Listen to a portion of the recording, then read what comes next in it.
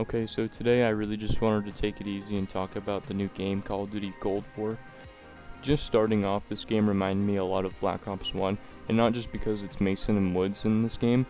For starters, you start off in a bar just like in Black Ops 1, except instead of Woods, you're with the new protagonist. I forgot his name. I totally forgot. But it just gives a whole feel. It brought me some nostalgia. It was really fun to just kind of, sit through and play a little bit.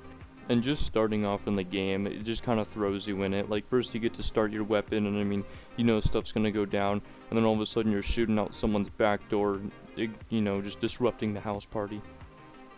But yeah, the game also just has, like, really good graphics. I mean, it's a newer game, so I would expect that. But just the whole feel of it, it brought back so much of my childhood. I felt like I was in a family reunion, and it was just me, Mason Woods. The new guy, I don't know who the fuck he is. He's like the lost little cousin that shows up after 10 years. But also, just word of advice too, if you're a PC gamer and you think you're going to enjoy this game, think again, because this game, it takes a lot. Like, you have to have some pretty beefy hardware. I have a 2060 RTX, and it stays at a decent temperature, but my CPU, man, that thing spiked up to 52 degrees today. I've never had my CPU ever get that hot. And my frame rate just drops, So, if you want to play this game and you're a PC gamer, just make sure you have the right hardware to do it. Also, RAM. You're gonna want a pretty good amount of RAM. I got 16 gigabytes, but I recommend buffing that up to 32. So, I only have one real complaint about the campaign so far.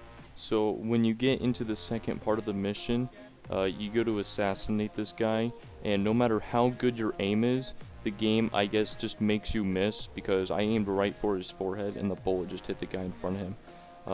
I actually haven't gone back and tested that theory, but from what I've seen, that's what happens. But on a good note, I do like how in the campaign they brought back the RCXD. I was actually really happy to see that they put it back, or they brought it back.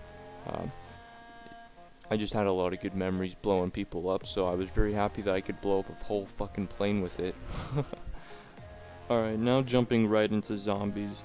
Zombies is like my favorite game mode. It's like one of the main reasons why I play Call of Duty games. When there's a new Call of Duty game that comes out and has a zombies game mode, I fucking buy it. I buy it with no regrets. And I don't regret this purchase, because I really like this zombie mode. It reminds me a lot of, it's new in some ways, but it keeps all the same features. One thing I thought that was really interesting is that the zombies have a health bar. Which, that's pretty cool. I don't see why, but I guess if you want to know how much health the zombie has, and sure.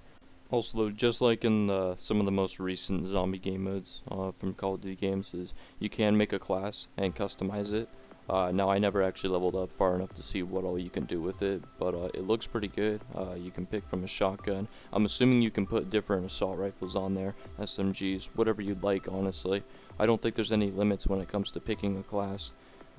One thing I do like is when you actually buy, or in this case blow up a door, because that's the new feature, I guess, is when you blow up an obstacle, it actually tells your teammates. There'll be like a little notification in like the top corner of your screen that tells you who did it and how much it cost, or something like that.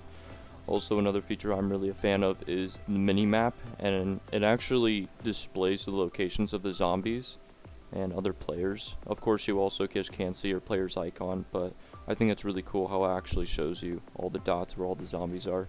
I found that feature pretty awesome. Now, there actually is like a story or a plot behind the zombies game mode. However, I'm too special and I can't pay attention that long, so I have no idea really what it is or where it went. All I know is there's some bunker and there was some crap inside of it, and some soldiers from World War II went inside, and then all of a sudden they just fucking got wrecked by a wave of zombies.